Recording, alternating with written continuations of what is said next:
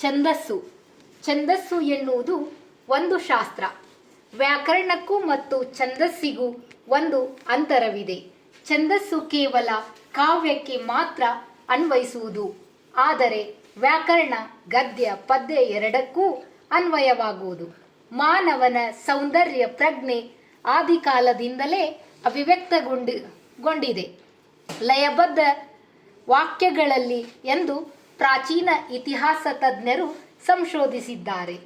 ಇವುಗಳಲ್ಲಿ ತಾಳ ಗತಿಗೆ ತಕ್ಕ ಕುರಿತ ಮೊದಲ ತಾಳ ಮೇಳಗಳಿಗೆ ಒಗ್ಗುವ ಹಾಡು, ಆಮೇಲೆ ಲಯಬದ್ಧವಾದ ವಾಕ್ಯ, ಅದಕ್ಕೂ ಆಚೆಗೆ ಎನ್ನಬಹುದು.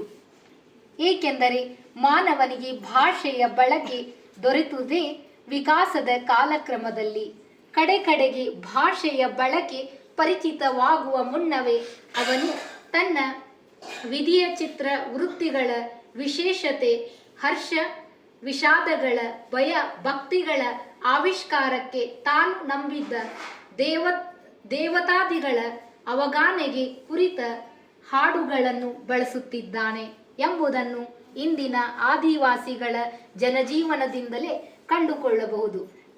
ನೃತ್ಯ ಗೀತೆಗಳು ಅಂದು ವೈಯಕ್ತಿಕ ಪ್ರಜ್ಞೆಯ ಅಭಿವ್ಯಕ್ತಿಗಿಂತ ಹೆಚ್ಚಾಗಿ ಸಾಮೂಹಿಕ ಪ್ರಜ್ಞೆಯ ಅಭಿವ್ಯಕ್ತಿಗಳಾಗಿದ್ದವು. ಅದು ಬರುತ್ತಾ ವಾಗಾಂಶವನ್ನು ಮುಗಿಸಿಕೊಂಡಾಗ ಛಂದಸ್ಸಿನ ಉಗಮವಾಯಿತೆನ್ನಬಹುದು. ಮುಗಿತು.